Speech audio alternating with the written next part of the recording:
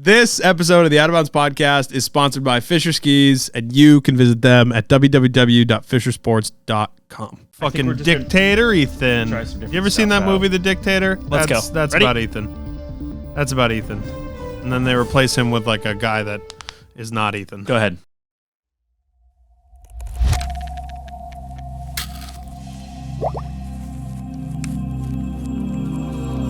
Hello. My name is Adam Jabber. We have a great episode for you today with Sander Hadley.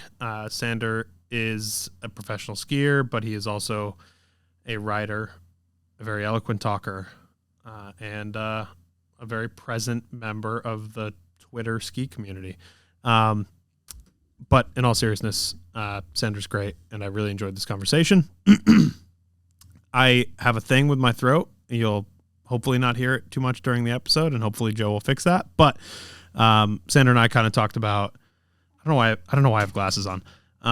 Sander and I talked about everything from like the current state of ski media to working with Dynastar to where he sees his career going in the future, and a whole bunch more things. We kind of get into the weeds a little bit on a few topics, but these are the conversations that I really enjoy, and I'm really glad that I had it with Sander, because it's it takes two to tango for sure. There's also too many podcasts out in the world apparently, so there's that. Few things before we continue on our trek here through this intro and the ad reads. Subscribe to the YouTube page. We are doing gear reviews, multiple every week, trying to do something fun every other week or so.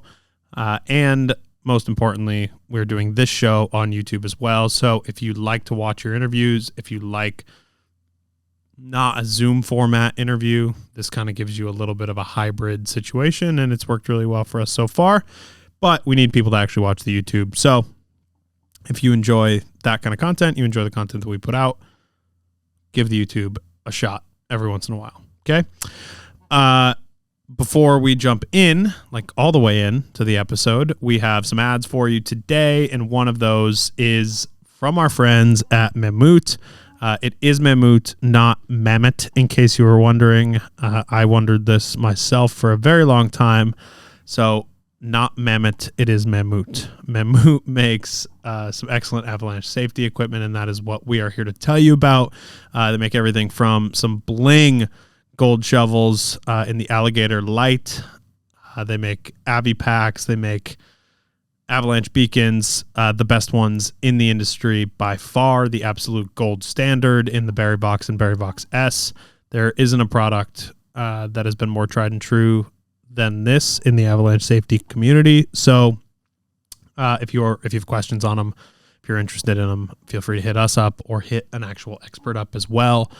Some people actually use this stuff all the time. Some people just talk about it all the time. And it is what it is. So go to mammut.com, use promo code OUTOFBOUNDS25. I believe this code still works. Ethan, you want to double check, make sure they didn't cut us off because it's too good of a deal.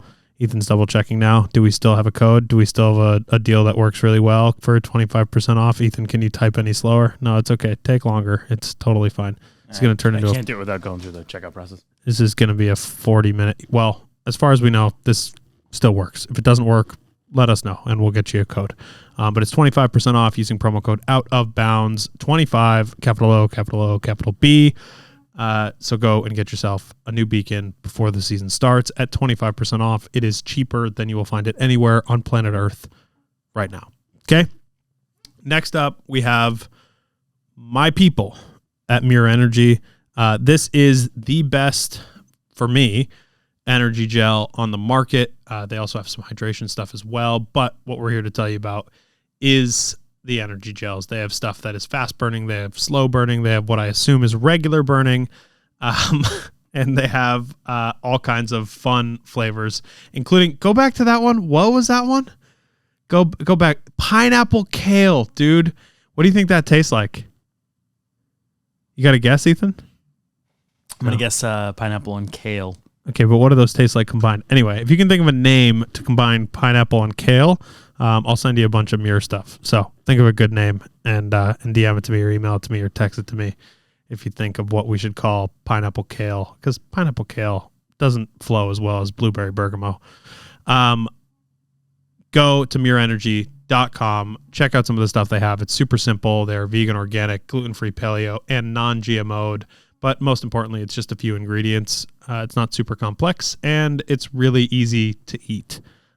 That's been my biggest thing with these things so far. I've really enjoyed them, and you actually feel different. Like you actually feel like you ate something. So can't say that about every gel out there. So hit up mirrorEnergy.com, and that is that for today's ads.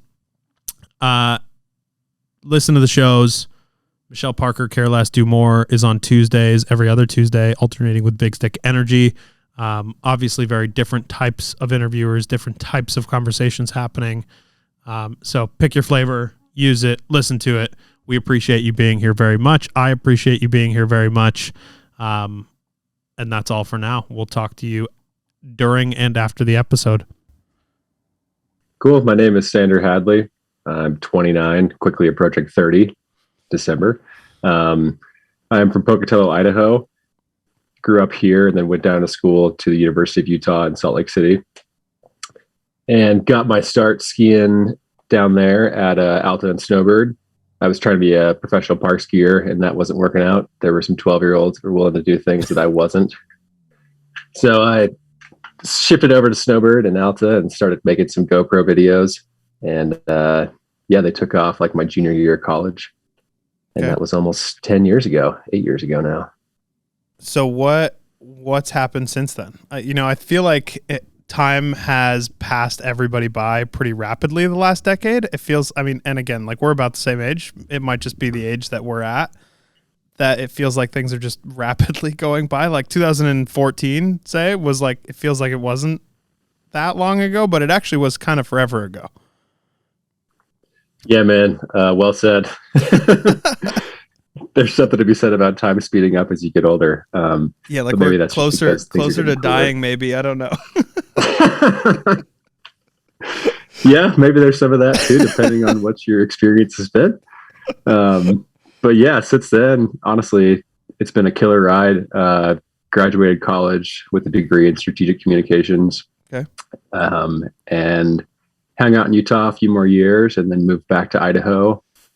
Was doing some MSP stuff just after things all kind of happened initially, and then just been kind of doing my own thing the last few years. Yeah. Try to make edits. Of course, it's all just come down to social media clips at this point. So yeah, try to get a viral clip or two a year, and that seems to make people happy. And not to say getting comfortable or anything. There's always goals to keep striving for. But sure. Yeah, man, it's been great. So on the social clips thing, like what does that change for you as a skier, right? Because everything's so much different now. Everything is so much shorter. Like everything is so short-lived, it feels like. Even like stuff comes out and it blows up. Even like when Candide posts shit. It's like it's out 2 weeks. You remember that it's insane, but that's like as far as anything lives anymore. So how does that change what you do as a professional athlete and like the kind of content that you decide to put out? Totally. It's a good and a bad thing. Because when I came up, and you said you're a similar age, back when we were coming up, there was such an emphasis on video parts and edits. Right. And crafting this well-organized piece of building up to the end and having a banger last trick, but keeping the quality strong throughout. And so, of course, I want to stick to that standard and put out edits, but there's just not the viewership that there needs to be unless you're doing insane stuff. So in one way, I'm hurting myself that way, but it makes it easier because those 30 clips in an edit now become social media posts, singular social media posts, and now they're a vertical reel. Yeah. We can get into the vertical side too. Yeah. So yeah, it honestly doesn't change a whole lot.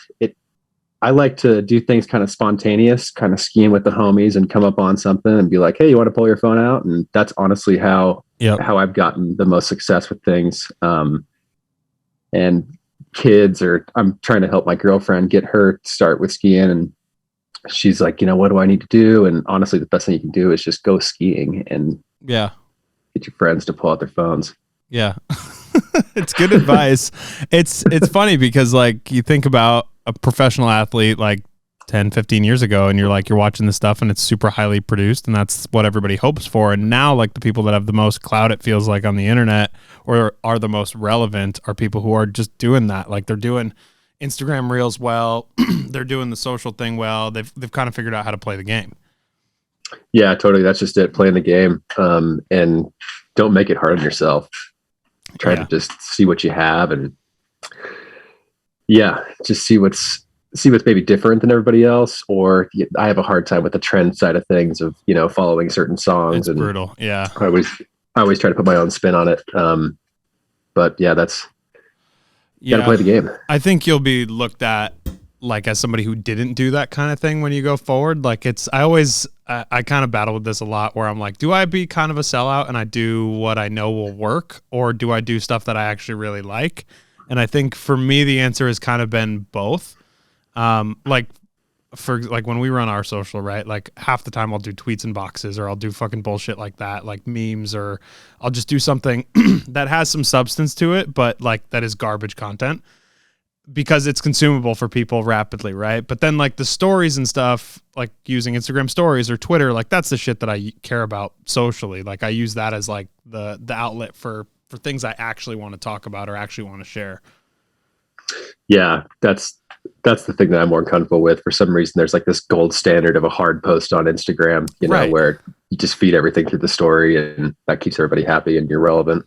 Do brands ask you for that too? Like, do brands ask you for like paid posts and stuff like that? Because that seems to me, like, as somebody who cares about the marketing, I can't imagine being like, oh yeah, we want posts, because posts are kind of useless. Like, yeah, they live there for longer, but less people see them, especially if it's branded content. Yeah, I'm pretty strategic with who I work with, and being upfront with people when I do enter new brand relationships, of being like, look, if it's even something that you need to push through me, like I'm going to put my own spin on it and do my best. But it's honestly not, I don't like to do that stuff if I don't have to. Yeah. Cause I want to be cool, man. I want to put out what I think is cool. And I don't want to shove some BS in your face, or some thread wallets or some shit like that, Yeah, for sure. How, for you, was there, as you're coming up, was there somebody that you looked at and you were like, I like the way that this person modeled their career? Oh, it's bad to say, but originally Adam DeLorme. Yeah, no shit. And that's the gold standard, I think, for us as that generation. Yeah, right. But that's going to get you nowhere these days. For sure. I wasn't expecting that answer. No, just elusive and let your skiing do the talking. But that's not a thing anymore, especially if you're a white male. I'm not saying like poor me or anything like that, but believe me. Right. But still, no, it's a valid point. It's like, yeah, what do you, like, everybody's just going to forget like tomorrow. Totally, man. Yeah. You talked about like, a new post. That's what you try to do. You're only as good as your last post. Oh yeah. Yeah. It's fucking, doesn't it feel shitty? Like chasing that? Like dude, do not tie this into your self-worth, but it's so brutal. It's funny. We have like a group chat here with all the people that are involved in what we do, pretty much. And it all is like, one day I'm riding this high. I'm like, I fucking crushed it today. And then the next day I'm like, I am a fucking pile of garbage. I can't figure out anything. I don't know anything about social. I don't know anything about marketing. And you just feel like you do tie yourself worth to it to a certain extent. And it's impossible not to. Oh yeah, dude. I talk about this with my therapist. Like you and being self-employed and running this machine, like you really don't have a whole lot else to your life, that even you try to do your best to spice it up a little bit. But yeah, dude. And the gross feeling of liking the likes and like feeling good when you post something. Stop. It's so brutal. But hey man, if that enables you to, be self-employed and live the life that we do, it's a interesting conversation for sure. Yeah, it's there's a certain aspect of it that, I mean, obviously a lot of it is very necessary, otherwise we wouldn't be doing it, but it does put you in this weird like moral situation where you're like, do I want to shit? Like, is this authentic? How do you stay authentic? It's always funny when people, like, I hear people, especially skiers, talk about authenticity, and you're like, All right, I believe you. I really do, and I believe you for like 80% of the things. Like, right? That's the tolerance. The tolerance of like percentage of bullshit has kind of That's pretty gone high. up. Yeah, that's what I'm saying. Is like if you get 20% is bullshit, like you're a fucking kick-ass person. Like you're as real as it gets right now. Yeah, and honestly, I'm like envious of you guys. I mean, I know you have yourselves to promote as individuals, but like having almost a brand to hide behind the self-promotion of, because just self-promoting my name, dude, is like, Yeah. ugh. Oh yeah, dude. Every time I share, I almost never share stuff to my personal story, but when I do, I like feel it. Like I feel like my aunt looking at it and being like, "What?" Like it's just like, or like people I went to high school with. I'm just, oh man, this is not what I want to be pushing right now, but I'll fucking do it. So yeah, I guess it is true. I didn't think about it like that. So There's worse things. Again, if it enables us to live that life, and just do your best to have a healthy relationship with it. Yeah. Kind of off topic, definitely off topic from what we were talking about, but not off of the partnership thing. How do you like working with Dynastar? I know the easy answer is like, I like working with them. Like they're a great partner, blah, blah, blah. But like genuinely, how do you like working with them as a brand? Because they're one of those companies that consistently flies under the radar. Like the product has always been good. It always will be good, but they're like, for lack of a better metaphor, they're the redheaded stepchild, and this is always how my Dynastar Lang rep has described them and himself to me since I was a kid. He's like, we are the redheaded stepchild to Rossignol. Like that is what we are, and it's just interesting to me to kind of lean into that. But the skis are great; they're it's a top-notch product, but people just don't hear about them enough, I feel like. That's the exact precursor I was going to give you. Yeah. But to be honest, I think it works to their advantage because they kind of stay in their lane, and like they've had this rep of extremely hard charging equipment from just a plethora of skis, and then the troublemaker too, which I will never let them forget. And I'm doing my best to like, hey, let's bring that back. Dude, come on, please bring it back. That was one of the first skis that I was actually on, was that troublemaker. Dude, I can't imagine being on the East at that point growing up, like the stronghold of Rainville, Duncan. Yeah. Dude, that stuff was the shit. Like, and it was in especially like that blocky logo one, like the white with like all the square blotches all over. Yeah, dude, that ski was the shit. Yeah, totally. They're probably going to kick me, but like, come on, it's still cool. And it totally is. And it got off track there for a little bit in the late 2000s, early 2010s. Yeah.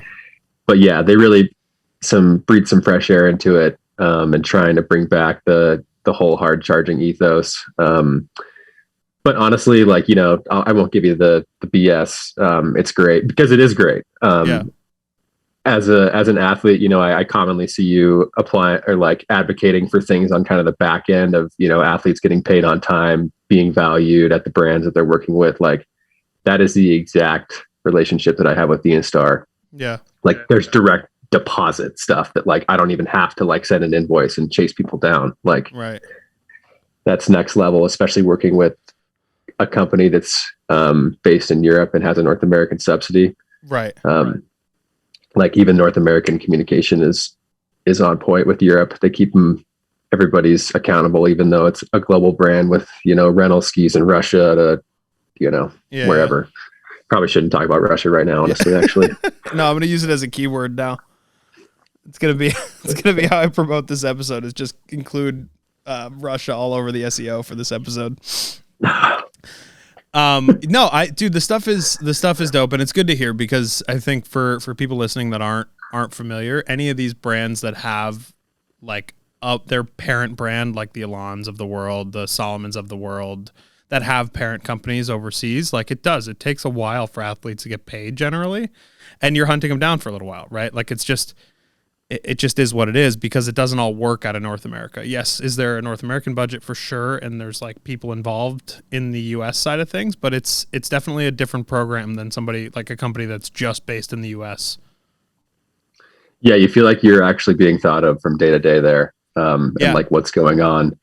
I think all too often brands in the social media age, it used to have to be a two-way relationship, like the athlete brings opportunities, but also the brand's got to bring opportunity to the athlete.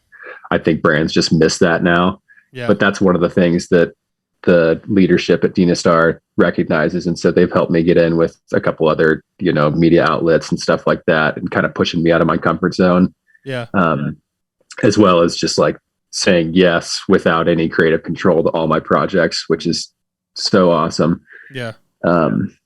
Yeah. It's like I know that everybody's like, oh, it's like a family fan, but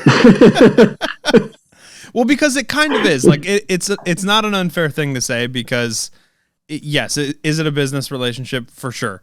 But do you genuinely like the people you work with? Like, everybody hopes to, right? And I think for a lot of us that work with somebody at a brand, you get so attached to that person and they are synonymous with that brand. Yes. But if that person left that you're dealing with and went to another company, you would still want to work with them.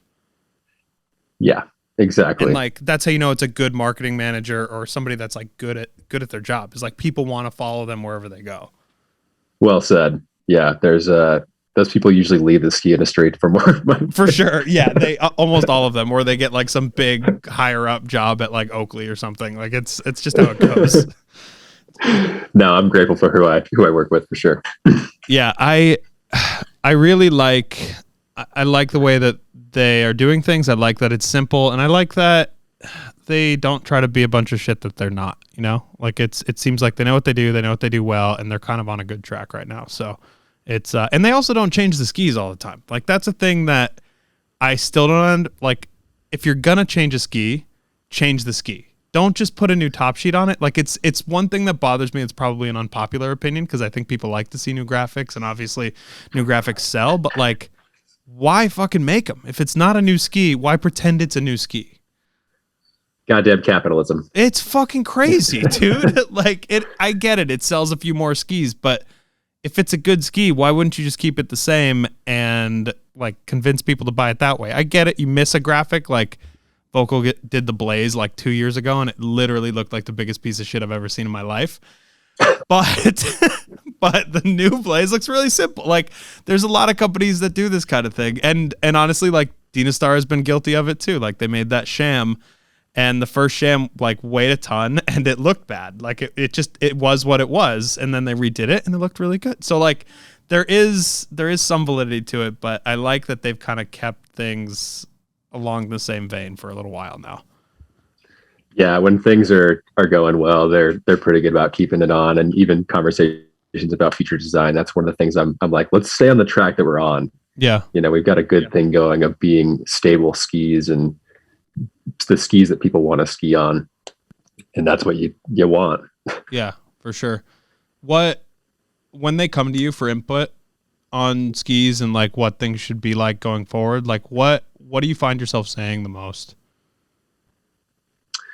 Honestly, that, and like following what the current ethos of this whole M3 line was, of just being, I think, again, I'm going to date us here. Growing up, we were on park skis from age 8 or 10 and skiing those skis all over the hill from the center of the ski. Like, I didn't grow up racing. I don't know how to turn a ski from the back. Like, I don't know how to ski the shams and the super directional skis. And so I think there's such a place for the center, more centered ski design now, because all of those kids are now consumers, Right. Yeah. And I think that's a thing that's happened a lot more, and that brands maybe didn't realize. It's one of the things that Line did almost maybe subconsciously, maybe intentionally, but they realized that like the kids buying afterbangs were not going to buy afterbangs at age 30. Right. And it sounds really obvious, but you need something for them to go to next. And a lot of brands kind of do it backwards, but yeah, it sounds like that Dynastar's kind of figured it out. I think Line figured it out very early on. Armada obviously figured it out. Those kind of brands figure out a way to keep their customer and not go looking for something else. Yeah, totally. I think that's a good way of saying, like, stay in your lane, Yeah. Let's keep doing what we're good at and not try to reinvent the wheel on certain things. Yeah. So I talked about this a little bit this morning on Twitter, because that's where most of us seem to exist. That's where like ski media and athletes seem to exist lately. It's like the low key, like where people actually talk about shit. But I was kind of talking about the fact that like athletes have non-disclosure agreements often in the way that they get paid. Like, do you have that? Do you like that? Am I losing it? Is there a reason that should exist? That's funny. I was going to reply to this tweet, but I'm glad that we're just going to talk about it here. I hope I don't get sued, and I'm the son of a lawyer, yeah. But he's deceased, so we're good. Yeah. But that's one of the things that I break, and really, I'm totally fine to say that to people, and I'm trying to like get other people to talk about it, because I have so many people that I talk with that I have no idea when I came into the game 10 years ago. Yeah. I remember going to Golden Alpine Holidays with Michelle Parker and Eric Jurlefson, and I was on ON3P at the time and trying to figure out like what things looked like moving forward. And I had no idea value wise and number wise. You know, you heard early 2000s of hundreds of thousands of dollars, and yeah, it had changed quite a bit for sure. From there. And so anyways, like talking with them, and they were still pretty guarded on it, but I think it's coming around a bit. I'm not comfortable just saying it outright on a podcast. No. Yeah, that's okay. Sorry. I don't like when people do that, honestly, but like I do like that people talk about it. I think post-career it's okay to talk about it on air. You know what I mean? Yeah, like when you're post-career done, cheddar biscuits are okay. That's okay. Or like Smain talked about it, and he's done with that part of his career. He just talked about like competition-wise what he was getting paid as a competition athlete. Right. And like that stuff I think is okay. But I more mean like talking about it with each other, talking about it with people who need to know, like having that kind of conversation opens up a lot of doors for a lot of young athletes and a lot of older athletes too. Like it just allows you to see what other people can make. And like, yeah, are these brands our family and friends and all that shit? Yeah. But like, if they can get you for half the price, they're going to fucking get you for half the price, and you can't fault them, because if you can get them for double, you're taking them for double.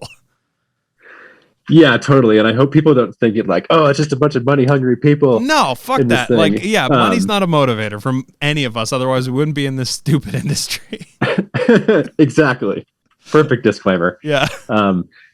But yeah, that's just it, man. Talking with other people. I remember at the Corbett's event, I've had younger athletes come up and talk like, you know, if there's an opportunity to go to this brand, and I'm currently getting paid at this brand this much. And I'm like, holy shit, that's like 3 times and you're ever going to get paid at this bigger brand, or vice versa.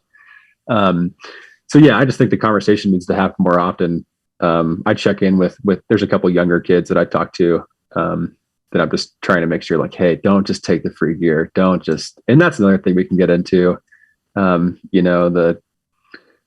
probably shouldn't name names of brands, but we all know who they are, of just, shotgunning free clothing out to people, or free gear out to people, and then not investing into the culture, like into these people actually, and like giving them opportunities to further things. Yeah. But I think that can be snowballed into the whole social media, just cheapening of everyone's craft, Yeah. Yeah, it's true. People keep making the argument to me that it's opportunity, right? And I think there is a little bit of validity to that, but I think it depends on how you're using the athlete too. And I think it depends on, like, it gets a little specific and into the weeds with some of that stuff. But in general, I can't see a reason why anybody would be like, other than just pure excitement or not needing the money, to take shit for free, right? But if you're like actually trying to make it. And honestly, like, this is something to consider for people that do have the means and don't like need the money. There is somebody out there that does need the money, and you're affecting the fact that they now can't get paid because you guys are at the same level, and you're not going to take, like, you don't need the money, right? Somebody else does. Yeah. Yeah, totally. And there's a lot on the line, from people's bodies and for sure relationships. And obviously it's there's consent in this, strong, for sure. The strongest of consent. Yeah, you are signing a deal. But yeah, it's, I don't know. It's, I'd like the way the general direction that the whole money and accountability conversation is coming along in the snow and outdoor industry in general. Yeah. I think it's moving along. I think it's getting better. Yeah, I'm definitely not going to sit here and tell you it's getting worse, but I also think because of things like social, brands are more apt to be like, hey, can I just use this for free? you know, like, and then use it on an ad, or they use it in a mailing list, or they use it in this thing or that, or they like, you agree to a repost and then it's printed in a fucking magazine or something, like, you know, like that shit still happens quite a bit because there's so much out there and then people just don't know what to do about it.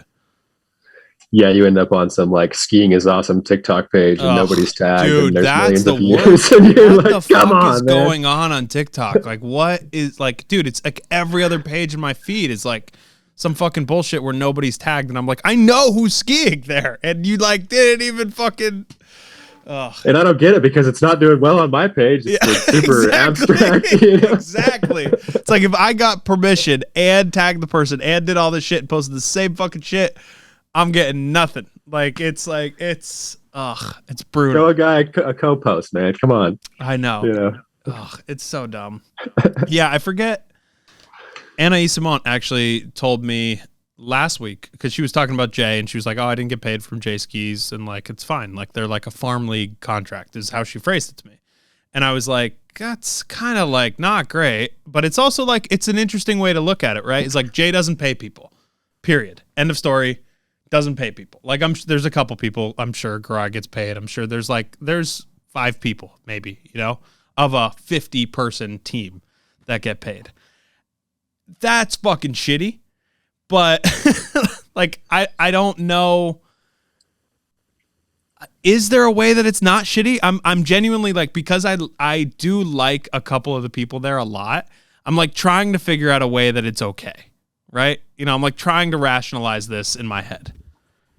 Well, totally. And again, back to the whole, like, you know, athletes got to know what they're signing up for. And I've had my own fair share of trial and errors with many brands. But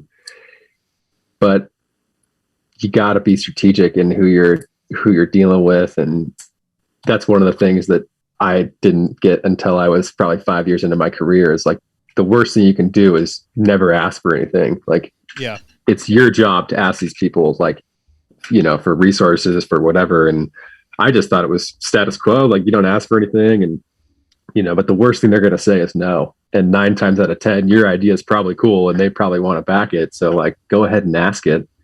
But yeah, there's a few brands that I tell people to steer clear of. Again, nothing against J skis. I like people there too, you know? Yeah. It's just, they don't pay. Like, it's like, and it doesn't make a lot of sense to me because they're selling product now, and you know, Jason's always sold product, whether it was at Line, and that was always the stigma there too, is like people don't really get paid here, right? Like even the people that are bringing in, like, I don't know. Yeah, totally. And I want to make a stipulation here too between like, I don't want to sound entitled. It's just when there's, you know, like an agreement ahead of time of, you know, a contracted amount of money. And when that's not paid, that's a much bigger issue than people just signing up for knowing that the brand's not going to pay. But I still think it's lame if you're going to try to play in the space and, you know, like not contribute to the culture in any sort of financial way. Right. Yeah. But then want to capitalize on the culture, you know, but that's a consumer issue too. And so, you know, people need to be conscious of who's doing what. It's the foot in the door method, and I think I think it's fine as long as you're spending somewhere in the culture. Like, to your point, I think if you're where you decide to spend your money also matters, right? Like maybe it's not with athletes, right? And maybe you do take that like farm league approach where it's like, you know what you're signing up for, but I think as long as there's some clarity, it's okay, right? Like it's not, I don't want to see a bunch of people sign deals where they're not getting paid. I don't think it's a good idea. But if somebody has no intention of like doing anything other than like selling skis in their local market and not being a professional athlete, like how do you differentiate that as a brand and what that brings you? You know what I mean? Like, yeah, good question. And, you know, the whole need for athletes is some new brands have decided that they don't need a team, you know, and they're going to highlight the community of people, that's their choice. And, you know, does there need to be a whole world of professional skiing athletes? Like, we're just selling product at the end of the day. It's not like it's the NBA or anything. They're obviously selling product too. We can get in the weeds with that. Yeah. Yeah. So this is actually a thing I was thinking about the other day, and I kind of wanted to ask you about. I I was thinking about like the NBA, right? Like, you know who people are. Like, everybody's a household name, right?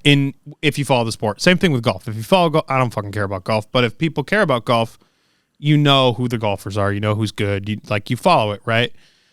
I don't feel like that many skiers know who professional skiers are. Is that fair? Absolutely.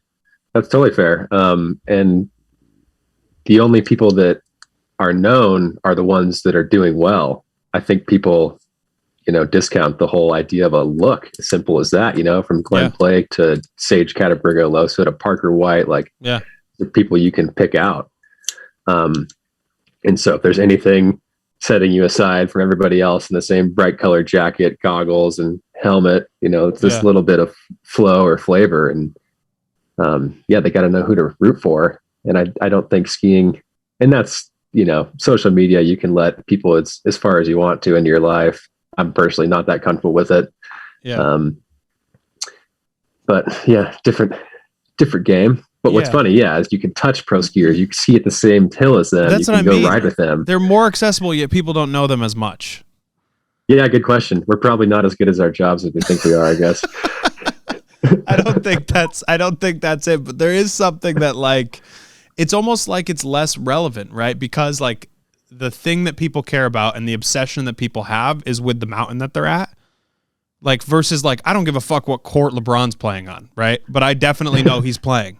You know what I mean? Versus if you go ski at Jackson, you're skiing at Jackson, right? So I think people only attach themselves to one of the things, right? Whether it's the location or it's the person in it. Yeah, well said. And it's probably a lot more condensed too. There's a select few of us that could tell you each pro skier, for sure, by the way they're just skiing or that. So maybe that's an issue too, is it's so small. It's harder, and everybody's wearing goggles, and you might not know who your best friend is on the right day if they're wearing the right shit. It's just exactly that's part of it too, and that's what makes marketing and skiing really difficult. Yeah, and every brand has their own approach to it, from everybody wearing the same thing to everybody wearing different things. I know. I don't really know how that goes. It seems to have worked for Solomon. Everybody knows what fucking color they wore last year. Yeah, man, Cashew Collective. It's so silly. It's a good looking kit though. I mean, what are you going to say? Yeah, totally.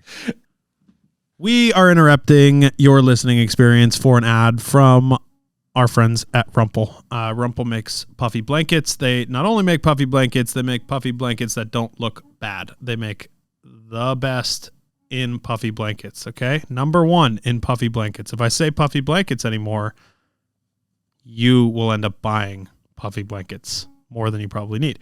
In all seriousness, the product is really good. I've been using it since they've become a partner of ours about a year ago. It's honestly great in the van. It's great in the car. It's great just camping. They're warm, but they're lightweight. They're easy to pack. Like I said, I'm a big fan. I honestly really, really love the towels. It's probably the most underrated thing that they make. It's not what they're known for, but it is. They're awesome. They're these little microfiber towels that I can pretty much just put wherever I want. They stay in my pack. They stay in my car. They stay in my gym bag. All of them don't smell horrible, even though I probably smell horrible when I'm using them. So big fan of that stuff. They also make throw blankets now. Dude, Rumpel's got everything. So go to rumpel.com, use promo code out of bounds, and you can save yourself some cash and get yourself a new blanket today. Next, our pals, I'm going to stop saying our friends at Gravity Grabber, have an awesome offer for you right now. This is what they're offering.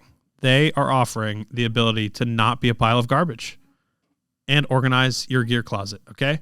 If you go to gravitygrabber.com, you will notice that there is a feature where you can just move the little cursor and it will become organized. This can be your house. You move the little cursor and everything becomes organized, okay? Get yourself some Gravity Grabbers in your life as quickly as you can pre-ski season and actually have a place. Wow, dude, this chair is creaky today. It's pretty insane. Get yourself Gravity Grabbers. because it will actually allow you to organize your life. It'll set up a gear room that you can actually be proud of when your friends come to visit. It is, some people just put them by their front door, right? They just have the stuff. It's ready to go. It's hanging. It's not leaning. It's not like wrecking your walls. The stuff looks excellent. And for a limited time, you can be a good person, buy a gravity grabber, and part of the proceeds go to boarding for breast cancer. Okay? Month of October, Breast Cancer Awareness Month, very important. That's why we have a pink logo right now. We'll get into what we're doing with that later on. But go to gravitygrabber.com, use promo code OUTOFBOUNDS, and save yourself some money on being organized and not being a pile of garbage. Cool. Back to our conversation with Sander Hadley. It worked for them. Yeah, I don't know. I guess I'd like to see what happens over the next few years, and if brands start to lean in more, or if people start to lean in more to the whole like being fans of the sport. You know what I mean? Like it feels like it's changed since we were younger, like the way that people attach themselves. And maybe that's the change from ski movies to social. Maybe that's the change to like everybody being able to ski every resort. And I don't know, but there's definitely going to be a change that happens in the way that people view not just their favorite athletes, but their favorite brands and the way that they associate with them. Yeah, I think there's a couple people that have started to tap that a little bit. You know, I've got a 15-year-old brother, and I can't do anything to be cool in front of him. Even he loves skiing, but like he's not a fan of my skiing. He probably tells you he is, which whatever. Yeah. But like, you know, he could tell me what Heinrich Harlow does, you know, every single day, and so could I. Like, yeah, you know, he's one of those dudes, which that's Olympics, and yeah, you know, he's also been good about putting himself out there. Is that a thing that you think is still important? Like, is still super important, is being at the Olympics? Oof, good question. I honestly, growing up in the age that we did with skateboarding and the X Games, and, you know, it was such an escape from team sports to go skiing and to go skating and to do everything. And so I have such a weird taste in my mouth about it, about like all these teams and coaches and kids. Yeah. But like, I would have killed to have that as a kid. I don't think it's you know, like it's great. Yeah. As far as the Olympics goes, I think they've got their own problems with, you know, from environmental issues to corruption and, yeah, I think it's, you know, highlighting athletes. Shit. I didn't even think about that. Sorry, I probably took that a little too deep. Let's keep it to the athletes. I think that like a lot of the old media in skiing, they need the younger athletes much more than the younger athletes need them. Like the Dolos, like Colby Stevenson, you know, like those dudes are going to be stars regardless of wherever they're at. Yeah. Yeah. It's funny. I have Alex Hall in a couple weeks, and that's one of the first things I want to ask him is like, do you actually fucking like it? Like, do you like doing the Olympics? Because this whole edit this year, like that, I don't know if you watched it yet or not, but it's like, yeah, it is just him when he's not training for the fucking Olympic team.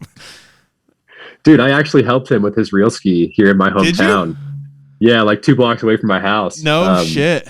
Sent him a bunch of spots around here and stuff. And yeah, that was crazy to be around him and to know that he had the Olympics coming up in the next year. But kid's just a skier, dude. I don't think he cares what he's doing. He's just like, he's so into it. And he's, next level. He gets the opportunity. He's taking the opportunity. It doesn't matter if it's the Olympics or not. But yeah, I'm kind of in the same boat. Like, to me, when I was growing up, I didn't give a shit about the Olympics. Like, it's cool that it exists. It's like you watch Shaun White win gold and you're like, cool, like this is dope. Like, that was fucking sick. But like, I don't know. It wasn't that important to me. Like Tanner and Simon, like, sure, that was dope. I'm glad that happened. Like, I think about it and I remember it. But if you were like top 5 Olympic moments outside of that, no fucking idea. Yeah. Aside from the novelty sports and the couple that you want to watch. Well, that's what I mean. Yeah, right. Like, okay, like regular sports, like shit that you really remember, like swimming for some reason. Like, isn't that fucking weird? Like, swimming is so relevant nationally just during the Olympics, but regular season swimming, I don't even know if swimming has a regular season. Good question, man. Maybe this changes though with ski mountaineering coming in, because I was in Chamonix in May with Dynastar, and there were definitely a couple of conversations around like the Olympic events coming up in the future and potential athletes that were going to do well. And obviously that's kind of its own little box, but I think it's growing. It is growing. It's growing pretty fast. It's is that what's next for you in your career? Is skimo? I don't know about full on skimo. I like ski and powder too much, man. Yeah, yeah, that's valid. And seeing all these, like, the way that Townsend does it, I respect, but you're still playing with fire, and the utmost respect to those people. And obviously the recent passing of Hillary Nelson, like, Yeah, she's an absolute legend, and they were all dialed. I think it's a level that, to me, I kind of group it in with base jumping and the wingsuiting. Of the margin for error gets so small.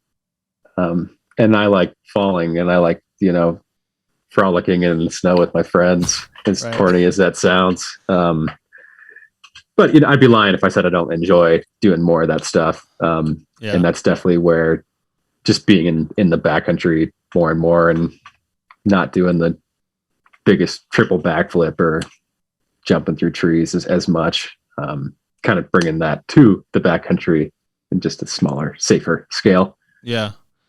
That transition's always weird for me, like watching people do that transit. And I think obviously Cody's done it extremely well. Like, I think that's a perfect, if you're going to point to someone who's done it well, like transitioning into ski mountaineering, he's it, right? Like that's a perfect, exactly how you want it to go, I would think, example of how it can go. But there's also there is a ton of risk involved. It's a totally different level of like chasing that adrenaline. I think it's not, and I don't know how much it is. I don't know how relatable it is for people. You know what I mean? Yeah, that's one of the things I've been surprised about with the 50 is how much people care. Yeah, and myself included. Same. Yeah. But maybe it's the nuances that they're showing of the between stuff that you're getting into, their gear selections, their conversation. They're just doing such a good job documenting it. Yeah. But yeah, I think that's one of those things that there's so many near misses, and you're doing it well until you're not. And again, I'm not wishing anything upon anybody. Like, I'm knocking on wood. I'm knocking on my desk right now. Yeah. That's just a level of risk that I haven't found myself comfortable with. And I didn't grow up rock climbing or anything like that. I think maybe that establishes some sort of comfort with that level of ropes. And yeah, the rope thing scares me for sure. Like, I'm out on ropes right now. It's a future me situation, maybe, but not now. That being said, Cy Whitling just sent me a giant gear list. I'm going to go to skimo camp with Cy Whitling next winter in Teton National Park. He's going to help me. I love that. That dude's great. That dude's super I feel like he came out of nowhere. That's funny because I've known him for about 10 years now, back when he was getting to start with new schoolers and shooting photos in college and stuff. I went on a trip with him to Teton Pass back then. But yeah, super cool to see him making his way.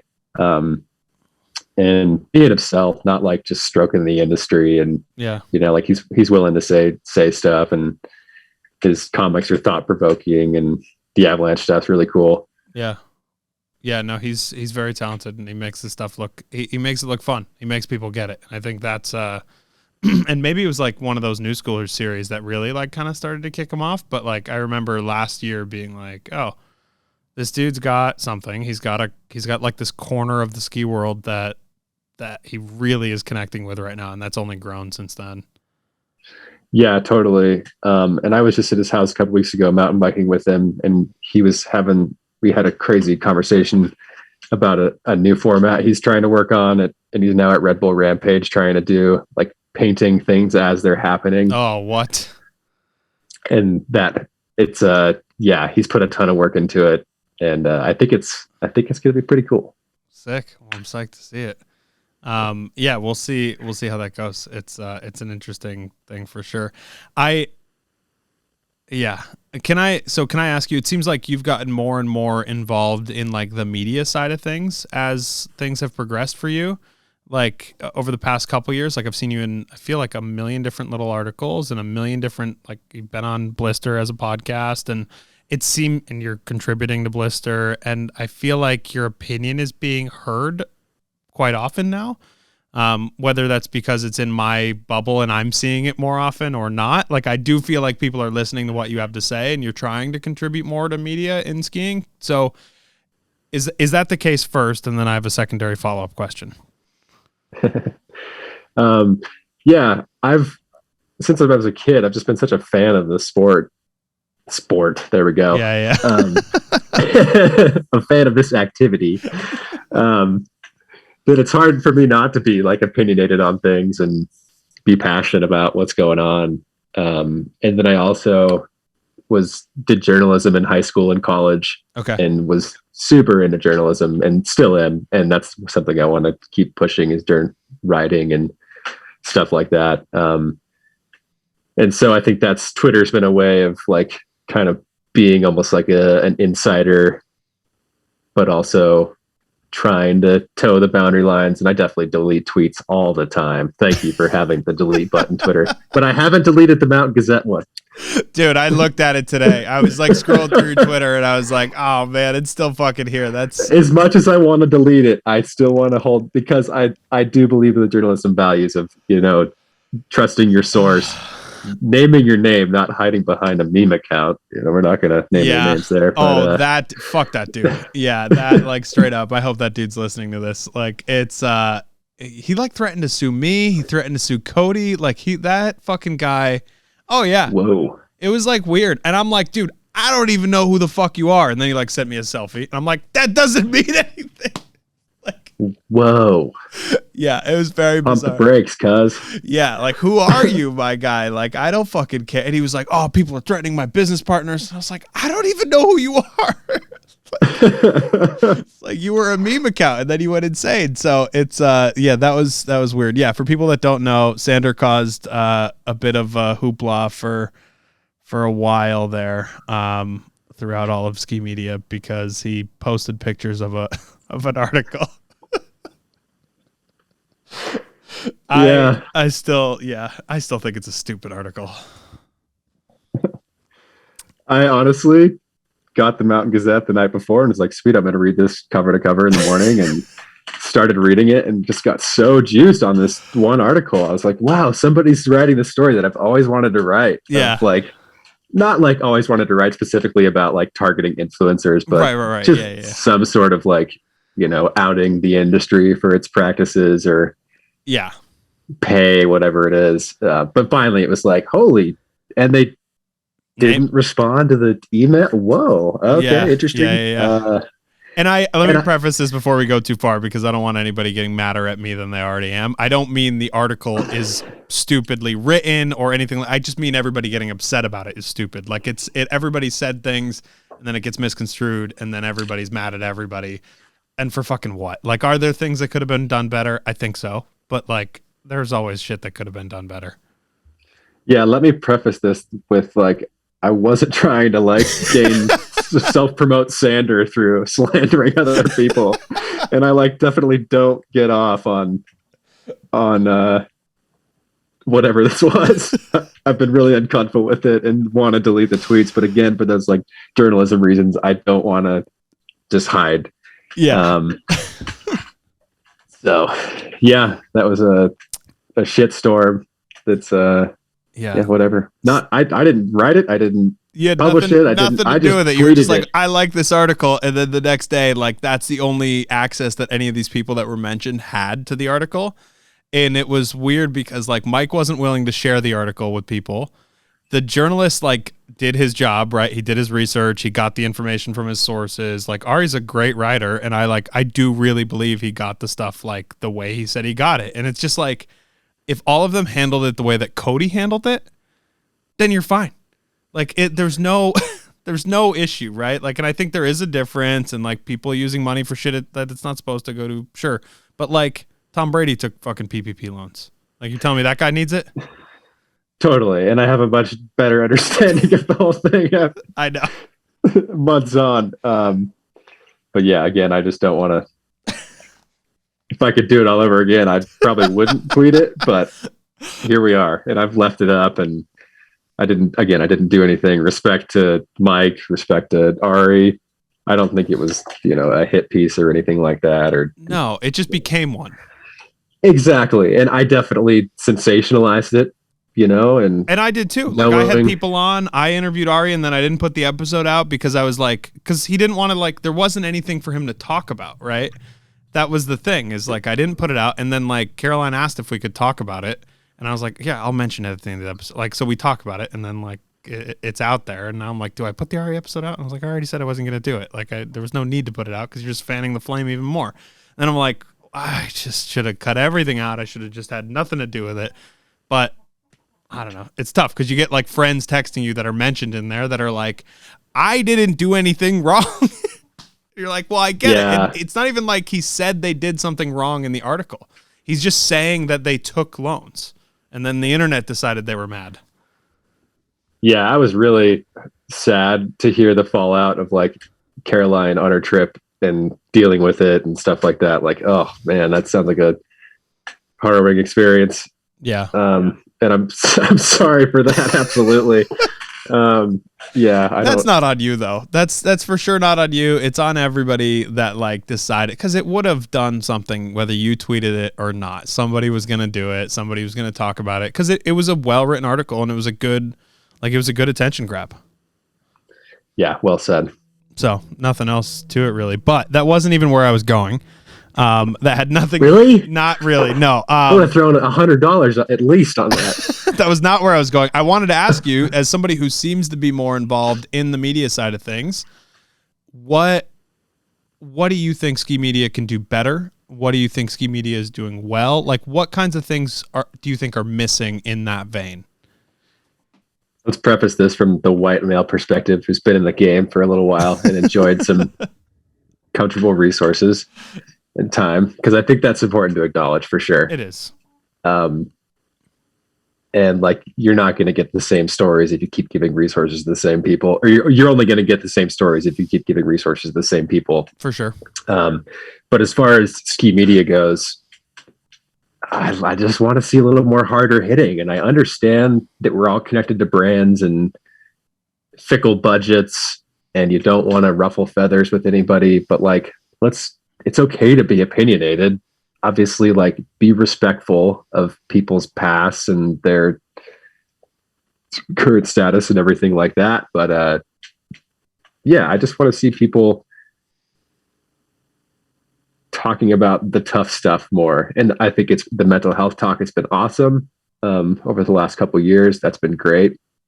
I want to see women actually given resources. And I say this as like my girlfriend who's been coming up, and she's on Rossignol, and they have been like giving her resources and taking her seriously. She's killing but it I know right now.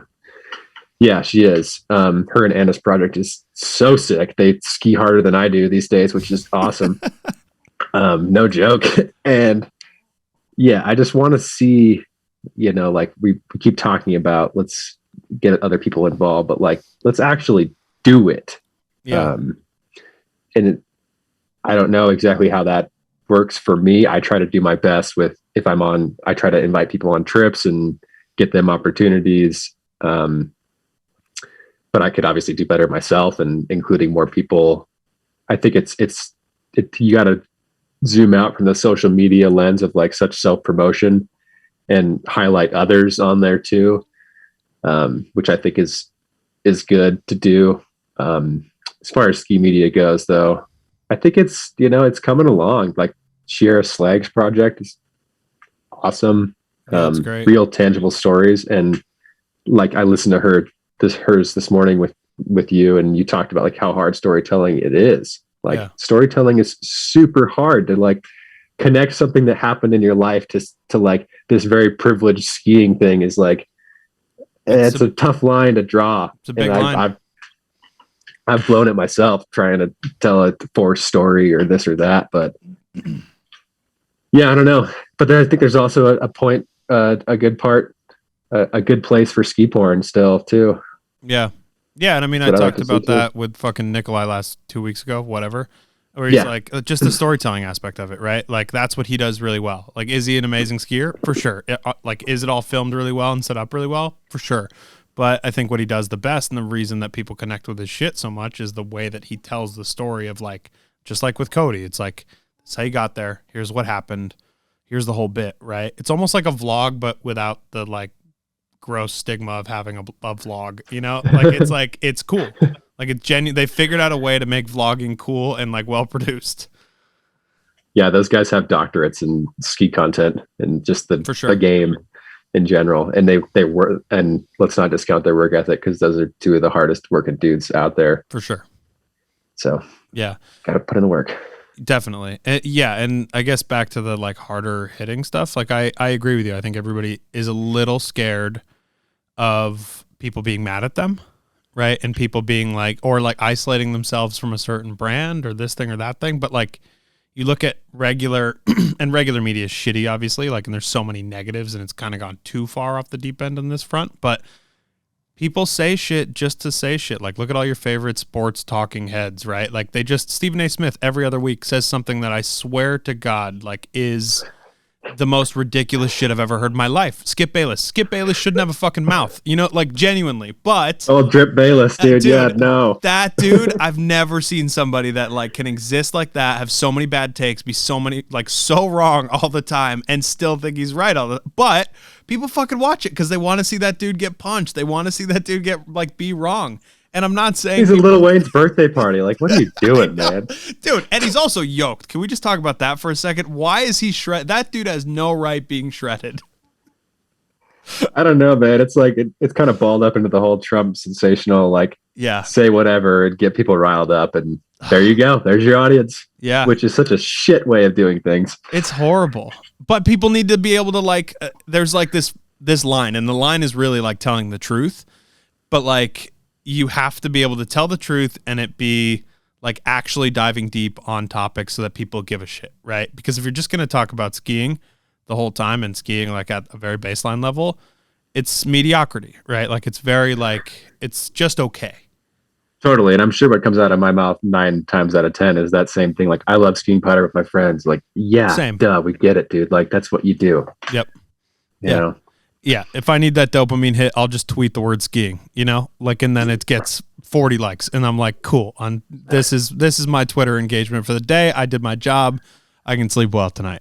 All right. So what are the skis called? I don't know what they're called. Yeah, there you go. You sensationalist. I have no idea what they're called. I do have some info. I don't think I'm allowed to say anything yet. I do have some info, but I don't know what they're called. Dude, if it's tied to season, I will.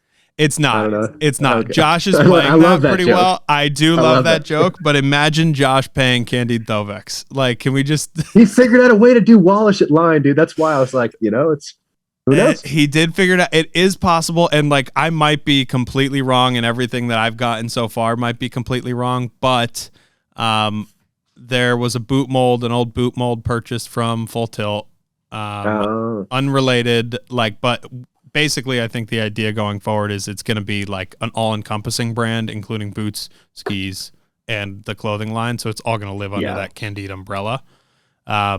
Whether they call the skis Candides, no idea. But they're being pressed in France, I guess, and that's all I've got so far. So it's not. Sick. I've got like one or two other things that are like not even close to being confirmed. They're just people saying shit. Let's hear them, dude. Throw them out there. But I'm not going to throw them out there yet because it's too sensationalist. And then if I'm wrong, people are going to Skip Bayless me, and I'm going to feel really shitty. So that's where we're at right now with that kind of stuff. But yeah, I think you're right. I would like to see people actually dive a little deeper on stuff, but I can tell you from sitting on this side of the chair, it's really hard because everybody's close in the community. Like, the amount of people that actually give a shit about the community and give a shit about skiing as a whole and the health of skiing going forward is pretty tight knit, right? Like, from the outside looking in, it seems like it's this big thing, but it's really not. Yeah, too connected to step on toes, and it's hard because you're gonna make people mad at you. You never know who you're going to end up working for, too. And you'll end up working for that same person, like, or not, in fucking 6 months. It like the way that brand heads move around, and that's another thing I think people don't realize. It's when I was like in the shop growing up, and I started buying for the shop. Like, the first thing my dad told me was like, don't buy for the rep. Like that's the biggest mistake you can make is don't buy for the rep, because you're growing up in a shop. You're like, the sales rep is the coolest guy in the world. He's got all the stuff. He knows all the product. You want to be him? You want to be him. He gets to go wherever the fuck he wants. You get older and you're like, oh, that job's the worst. I don't want to do that job at all. But, yeah, dude.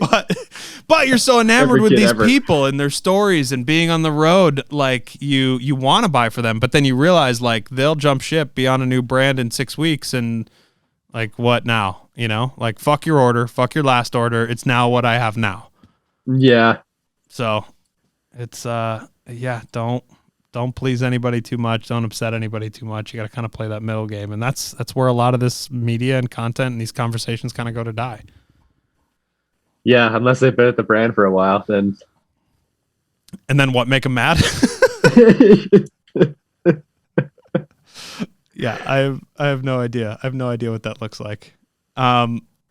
Yeah, you do, as a passionless second generation ski shop owner. Come on. Yeah, I know, dude. Fuck that. I know that dude wasn't like talking about me. I know. And like, I know him too. I just like to fan the flames. I know. And somebody DM'd me and was like, dude, he's actually a really good guy. Like this is, and I'm like, dude, I'm just being petty. I'm not actually mad. Like, I'm not actually pissed at this guy, but I will tweet that once every 2 months for the rest of my life, probably, because like, yeah, I'm more salty about everything than most people probably, but I care more than most people probably. So it was just a weirdly specific tweet for me to not take some offense to it. And I thought about just letting it go, but it's like, I can't.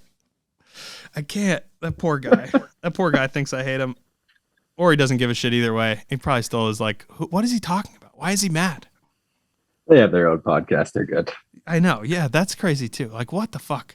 It's like at one point I like want people to like, I think podcasts are great. Like, everybody should have a podcast, blah, blah, blah, blah, blah. And then somebody puts a new podcast out and I'm like, we don't need more fucking podcasts. As we just launched one last week.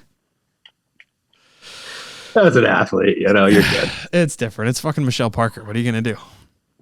No, and I think, if it's from a different perspective, like whatever. We don't need to get too specific there. You're not going to start a podcast? Yeah, no. I've heard there's been plans for many other athletes that never followed through. It's annoying. That's one of the hardest things is like starting it, doing it, and like figuring out like where stuff needs to go and the like feeds and like the setup of it is where podcasts go to die. Cause like you'll do 10 episodes and you'll get 40 downloads like your first, and you're like, does anybody give a shit? Like, does anybody care about what I'm saying? Yeah, it seems like a whole job in itself. It for sure. I'll tell you, it is for sure you do a good job on Twitter. Yeah, that's what you have to do is you have to tweet a lot and you have to like make people think that you just say shit and then maybe people will listen. And even then, sometimes it's a stretch. So this is the long way to where I was getting at. Sorry for ranting. No, dude, this is the part that matters. Where do you see yourself in a few years? Is the media side of things somewhere that you see yourself getting into? It's like I always reference the fact that like Wallish and commentating, right? Like, and like career paths after like being a professional skier. And I know like you're not 30 yet, so like it's early to be having this conversation, but you're good at it. So like, and you're good at talking and you're good at having opinions and making people care about what you have to say, at least from my perspective. So is that a thing that you would like to see yourself do more of? Yeah, it is. And just more of a formal way. I feel like I've gained so many skills from working with smaller brands and like getting super into ski design. That's super helpful now, talking to Rossignol, Dynastar about the way that they're designing their skis. And from that to writing about trips that I'm on to making videos, which has always kind of been my bread and butter. Yeah, just trying to make myself increase the value to those people. As far as like what that looks like in 5 years, I'm not sure exactly. I don't think it's Instagram Reels personally. Yeah, me neither. I don't know what that looks like in 6 months, but it's not doing what it's supposed to do right now. For sure not. But yeah, I don't know. Just I've really enjoyed writing a lot recently and my girlfriend and I have been talking about combining the two passions of, she's a writer too and copywriter. We're both really creative people, so maybe trying to figure out a way of doing storytelling on our own. And I don't know, man, just trying to give more product feedback to sponsors, trying to help with ski design, get more into the touring side of things. And I think that's, there has been a few people playing in that realm for a long time, of like Hoji and a couple others, Nikolai obviously too. Mm-hmm. But I think there's a way to bring my own spin to it and make that relevant, try to push avalanche education to people. I just want to push more tangible things to people and more just Sander BS. Yeah, just like real shit that people actually can. And I think ski design is an easy one for people to kind of get into, especially like as an athlete. You are, what's good for you, right? So at a higher level, you're able to go, okay, like this really worked for me. And I had this conversation recently with somebody. I found myself having a lot of conversations multiple times. But podcaster or something? Yeah, exactly. And then I'm like, fuck, did I say this on here? God, oh, no. You're talking to yourself, crazy ass. Yeah, exactly. I know. Probably laying in bed at night, just having a full-on conversation. No, I think that's really important. And I think like athletes having the input is really important. But I'd like to see somebody with that experience and somebody with that professional experience go and focus on making stuff for people that just ski. Does that make sense? Like, I feel like everybody's so focused on making this like $8.99 retail, like high end, 2 sheets of metal, blah, blah, blah. Like, that's sick. And I think that stuff can always get better. But what about a ski that's $4.99 and fucking rips? Like, I always feel like the industry is afraid that people are going to stop buying nice skis if they make a really good cheap ski. And I just have a hard time actually believing that. Yeah, that's something I've always been puzzled with. I grew up skiing. I still ski at a ma and pa ski area. It's like fixed grips, 3 chairlifts. Sick. Everyone smokes cigs and drinks tall cans. But yeah, they don't like to spend money on gear. Yeah. So trying to make it more accessible, which in the current economy, pricing doesn't seem to be going the right way. Yeah. But yeah, trying to figure out a way to make it cheaper and not reinvent the wheel necessarily. Maybe just focus on what we have and a way to make that cheaper. Yeah. And just like take stuff away as opposed to adding more. Like, I think we've added enough shit to skis at this point. Like, I think we could maybe start pulling some stuff away that we don't need and like make stuff a little more, whether it's environmentally friendly. Like, that's always a thing that this industry preaches about so hard, but then we're constantly in this endless consumer cycle where we all get, 5 new pairs of skis a year and a bunch of boots and a bunch of outerwear. And then we like get on a pedestal and talk about climate change, which every one of us is guilty of. So it's like everybody uses the helicopter example, which is a not good example, but like the gear example is probably a good example if you're going to come at somebody for the way that they treat their stuff. And the way that they just treat the environment as a whole. So I feel like that's where a lot of the improvements can be made really well. And I mean, you work with a brand and picture that does really commit to that and does kind of fit that same ethos where they put their money where their mouth is. They care about the environment. They care about recycling. They care about making jackets out of plastic bottles. They care about this shit, right? So that's kind of what I'd like to see, like hard goods ski brands do more and more. Yeah, walking the walk. Yeah, for real. Like we're all pushing this, so why not like actually do it? On the thing that we actually like slide on. Totally. Yeah, there's obviously a couple brands that are pushing that stuff harder than others. For sure. There's some cool technologies of grinding up waste and trying to figure out what to do with it afterwards. And obviously, it's still a ways away. And diving into environmental advocacy myself the last few years, going from like a full-on POW hater to now like being a part of POW. Why were you a POW hater? Oh, just being naive too. And yeah, I can remember going to Japan and seeing some guy get off a gondola there with a POW sticker on his thing. Like, how'd you get here? He was like Norwegian or something. And my friends are probably laughing because they know that I was totally that guy. And then trying to be like, well, I'm going to be the electric car guy and not do anything and not fly anywhere. Yeah. And realizing that that's also like, sure, you can lead by example, but I think you need to reel it in a little bit. And so, yeah, understanding that there is no perfect advocate, and if you're not going to speak up for it, who the hell is? Yeah, for sure.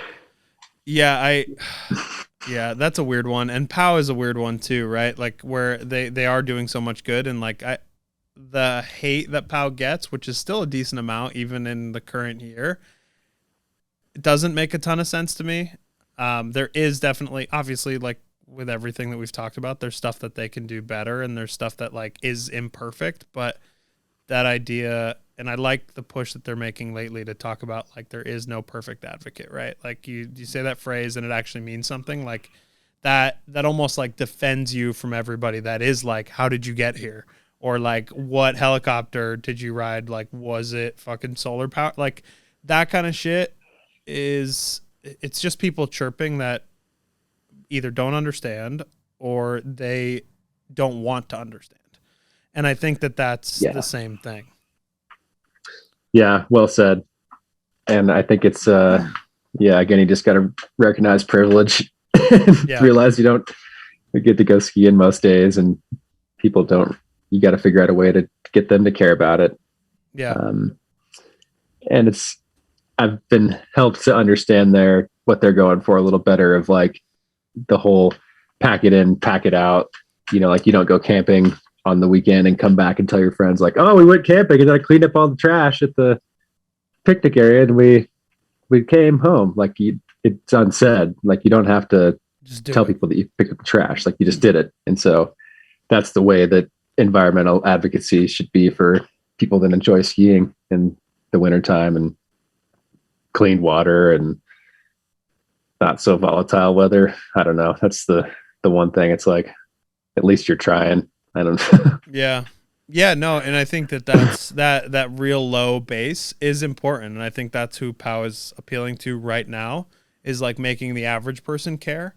And I didn't even really understand why that was important until I talked to Mario, and I talked to him and I was like, okay, like this actually makes a lot of sense what you're saying to me right now, because like you're aware of every issue that I'm talking about. Like it's not like my concerns you're not aware of, right? He's not in the dark, and nobody there is in the dark.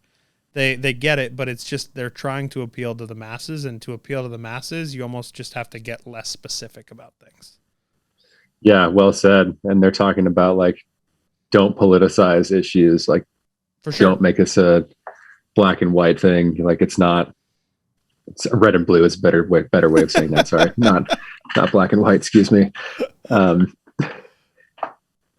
But yeah, you just gotta understand. For me, I didn't get it, of like, why aren't they being forward about that they're hypocrites and everything? And it's like, dude, they're just working with the current system that we have. We have to vote and get people to vote. As broken record as it sounds, like it's not going to change tomorrow, the whole system. So if this is the way it's going to go, then let's rile people up to vote, and not rile people up, but motivate them to vote with the good intentions. Yeah. And then we'll get somewhere, which I didn't understand as a naive pro skier. It's a little hard for people to grasp, like, what's the benefit if it's never actually going to change, right? But it can change. It's just that it takes so long that people forget that it's happening. And that's the problem with memories. That's the problem with like predicting the future. It's like everybody's self-aware until you ask them if they thought they'd be where they are right now 5 years ago. Everybody thinks they know themselves until something just happens and life goes on. Yeah. Shit happens, man. Shit happens.